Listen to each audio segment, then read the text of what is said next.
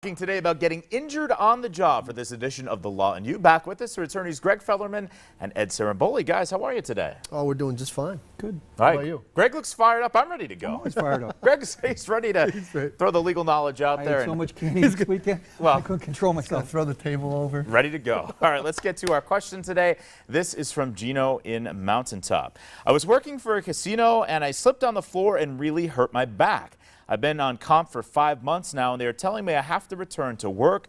What can I do? I don't feel I can return to work. Is there anything Gino can do in this situation? Well, Gino, the first thing that you really need to do is get yourself to an attorney that handles workers' compensation, because obviously if you can't return to work and your employer is forcing you to go back to work, you're going to be in for a protracted legal battle here. The next thing that you're really going to need to do is make sure that you have good, solid medical documentation saying that you cannot return to work because of your physical problem. Because that's really going to be what's key moving forward in your compensation case. I'll let Greg tell you a little bit about kind of the nuts and bolts of the comp end of it, what's going to happen, but you really got to take those 2 steps immediately to make sure that your legal rights are being protected and that you're going to be able to continue getting comp, if not at this point, some point down the road. Well, the good news is he's 5 months out. Yeah. So what happens in comp after the first 90 days, you receive what's called a notice of compensation payable. And that means that your claim has been accepted and you'll continue receiving benefits subject to the order of a judge. So that's the good news. So, but now the problem is, you said the employer is starting to try to make you come back to work. So the problem is you may be getting benefits, you may get all your medical bills paid, but a fight is coming.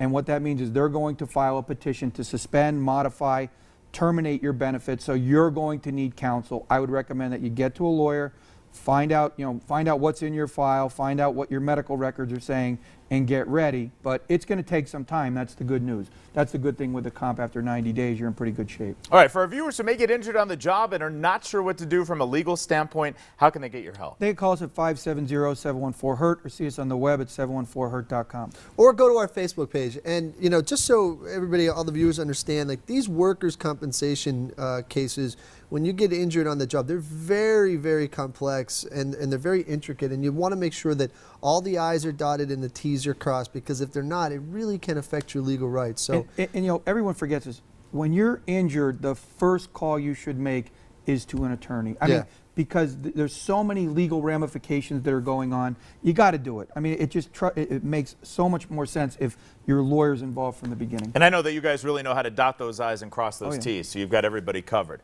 All right, Results Matter attorneys Greg Fellerman and Ed Saramboli. Guys, thanks so much. see you tomorrow. PAHomepage.com or the hotline. Hit us up to submit a question to The Law and You.